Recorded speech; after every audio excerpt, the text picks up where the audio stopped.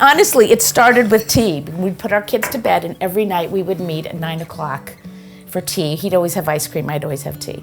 Our entire lives, really. Yeah, we did, yeah. And that was our time to catch up, to talk through things. We've done that practically every night for our entire married life, except maybe that first year in Nanuet. Yes, right. But every other time. And just that kind of touchstone over and over and over again, where you don't let things go for too long, you have a chance to catch up on things.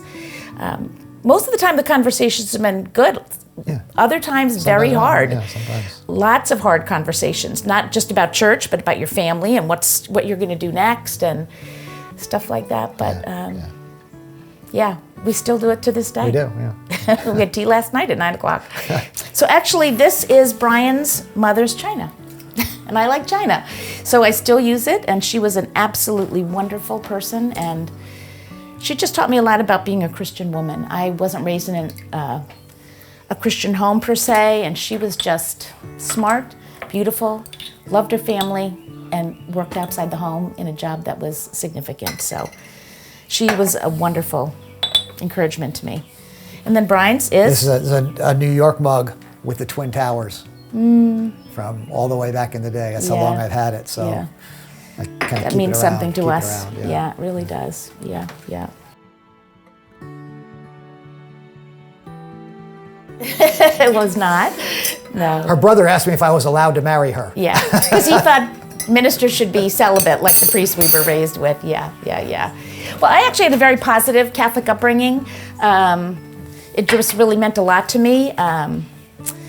And when I decided to have a more personal relationship with Jesus, it was kind of seamless to me. I'd always felt that God was high and holy, and just that personal piece was missing, so it kind of completed the picture for me. But no, I did not know anything about being a pastor's wife, and in some ways it's held me in good stead, because I didn't have any of the stereotypes in my mind, because I didn't know what a pastor's wife should do. For example, the first question they asked me in our interview at our first church was, do you play the piano and do you sing?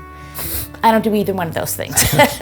We have always felt like I was free to do whatever I felt like God was calling me to do, where my gifts were. So when my kids were little, I'm an education major. I did a lot of Sunday school, did a lot of VBS. We came to Grace Chapel. I did a lot of adult discipleship classes because education is my background.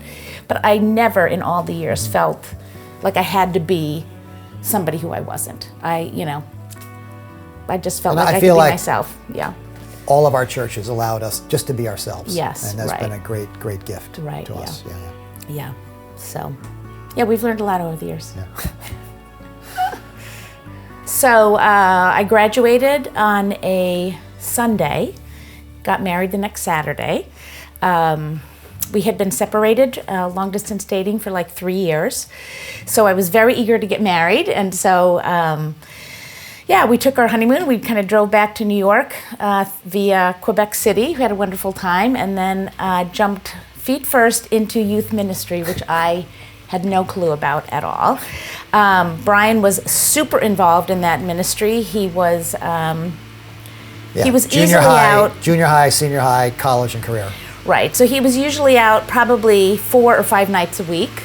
I was teaching full time, so I was by myself a lot of evenings, or I would go with Bryan to a lot of things. It was just sensory overload. It was just too much. It was, I had never been, I was Catholic, so being in a Baptist church, all brand new to me. But I loved Bryan, and I decided to give it a go.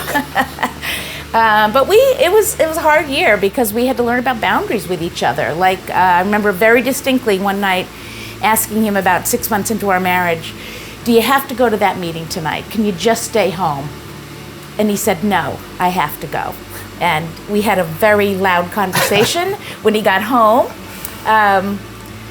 So I love the people, but it was just really, it was difficult. It was a hard year to be married and learn how to put each other first and have all these church demands. So the light at the end of the tunnel was that we headed out to Denver Seminary.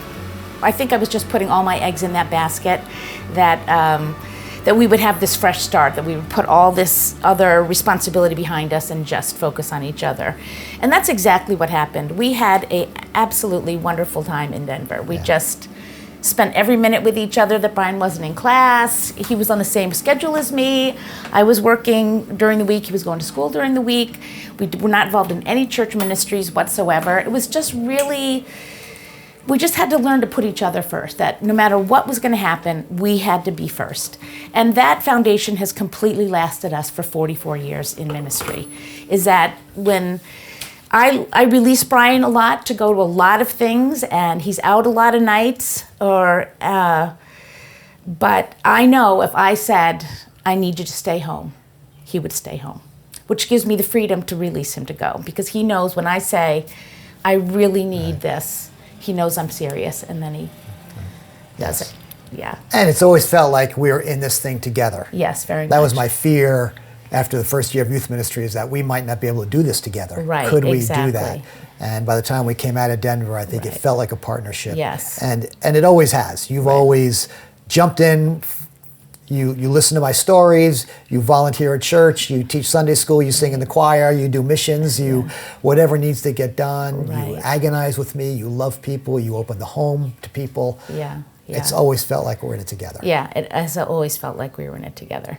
And I genuinely enjoy people, and I like hearing their stories, and I'm not afraid in a group. I'm not afraid to meet new people. So that's always been really, really fun for me. It's just all the different kinds of people we've been able to meet. Because when you're the pastor's wife, you can go up to absolutely anybody in church and say, hi, I'm Karen, and chit-chat. So that's really been a blessing for us, is just to get to know all different kinds of people and to do it together. So I know everything that happens for the most part, unless I don't want to. And then I say I don't want to know anymore.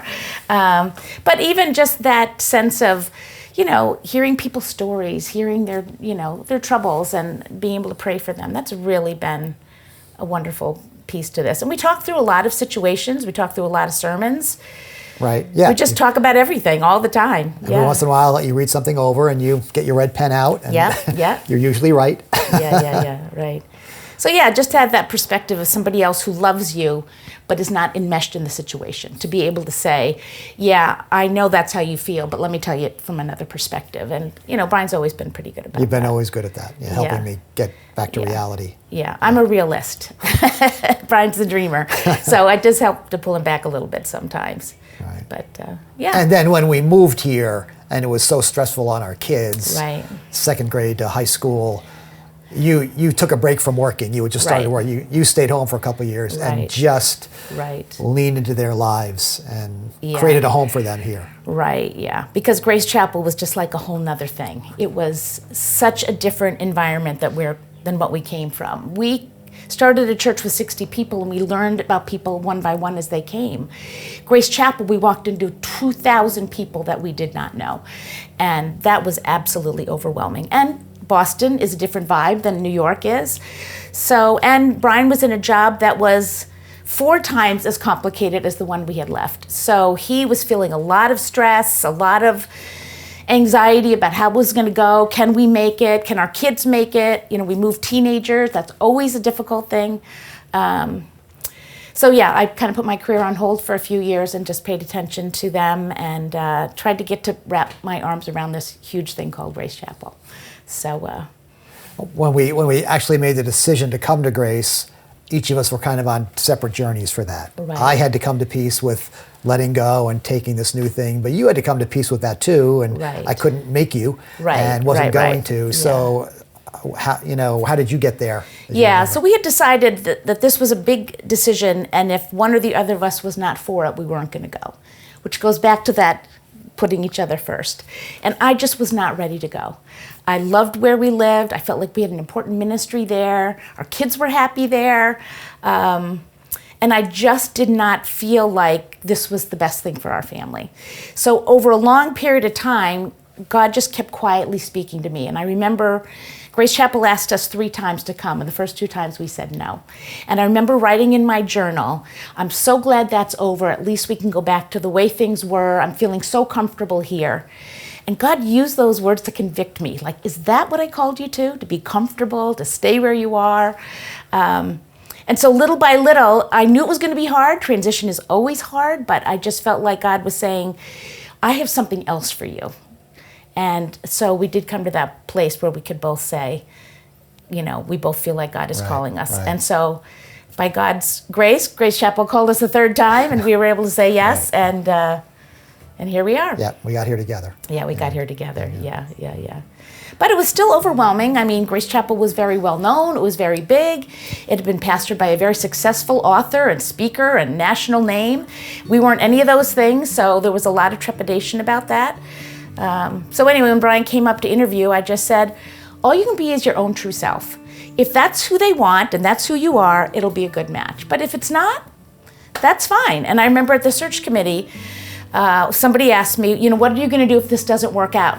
And I said, I'm going to very happily go back to my church on Long Island, which I think they kind of liked that. And your brand new kitchen. Yeah, and my brand new kitchen, which I'd had for about 6 months. And I think what made us attractive is that we were happy in our other church. We weren't trying to bail from something we weren't happy with. We had a wonderful ministry there, and we figured we would have a wonderful ministry here, that we would learn to love the people here like we love the people there. And that's exactly what's happened. So. How about some of the hard parts as a spouse of a pastor? Yes. What have been some of the hard times or challenges that you remember? Yeah. I think just in ministry in general, particularly at Grace Chapel, just the number of needs, the depth of people's issues. I mean, that's kind of a burden and a blessing. You hear everything, and you have an opportunity to pray about everything, but people's lives are hard. They are really hard. And so I think that was a big... You carry a lot You carry for people. a lot, You carry right. all those stories. Right. The wonderful ones, but also the painful Exactly. ones. Right. And, starting in a new church, Bryan was out constantly. And I was home with the 4 kids as they're trying to, get used to a new place, Yankee fans in Red Sox territory. So him being out a lot, ministry has been like that, just a lot of nights away. And so, I had to grow up a little bit and figure out how that was going to work, but then we also had a chance to talk about it. Right. So our days off became our absolute lifelines, being together. And I think another unique challenge is that when work is hard for me, there's a conflict or a difficult circumstance, you have to go to work with me every Sunday. Exactly. So you see all those people. You have to relate to them, and you can't do anything about it. You can't fix anything. You can't say anything. Right. You just smile and love everybody. And that can be hard to carry. That is a very large frustration. You hear about things, and you really... Confidentiality says, I'm not going to talk about that to anyone. And that has been just my bedrock. If I hear something, you will never again hear it from me. I'm like the tomb, my kids like to say. But that's a lot to carry a lot of the time. So there have been times that I've said, I can't know any more about that situation, whether it's a staff issue or whatever. It's just better for me not to know. So I've learned over the years what I need to know and what I don't need to know. Yeah. Whenever the time came, we wanted to leave the church in a really good position. Financially, stable, staff working well together. So we had kind of been talking ever since Bryan turned 60 about that kind of stuff. And just wanting to, our major goal is to set the church up for the next thing. We have a son in ministry. We believe very strongly in the next generation, and sometimes for the next generation to take leadership, the older people need to step to the side, and that's exactly what we were feeling. So we kind of had a false start a few years ago where we thought maybe it was the time, and I did not feel at peace about that at all. We kind of pressed through that. Yeah, and that was back during the COVID thing, and when it was just difficult, and you wondered maybe we should just get out of the way now. Exactly. But we felt the conviction that we should stay until things felt better for everybody, for the elders, for the staff, for the congregation. Of course, we prayed about it and talked about it endlessly, involved our kids in that discussion. They were really, really helpful to us, very encouraging. When we finally got to that point, we just felt the peace about it. And at first we thought a year was going to be too long, maybe to say goodbye. It hasn't felt too long at all because there's so many people we love here. And it takes a long time for people to kind of get used to that idea. It takes a long time for us to get used to that idea. And the last few weeks have been especially poignant. Seeing Bryan preach, and these have been his people for almost 25 years, and just really meaningful, really, really meaningful. But has been. It's been a great life. It really has. It's a weird life, but it's a wonderful life. And even though I didn't know what it was like when I got into it, it's turned into a really great thing for our family, great thing for Bryan and I, and we look forward to other ministry going forward. We're stepping aside, we're not stepping out. So we anticipate that God will have things for us to do, both out in the world, secular world, or out in the Christian world. So we're excited about that. Yeah. Yeah. It'll be good.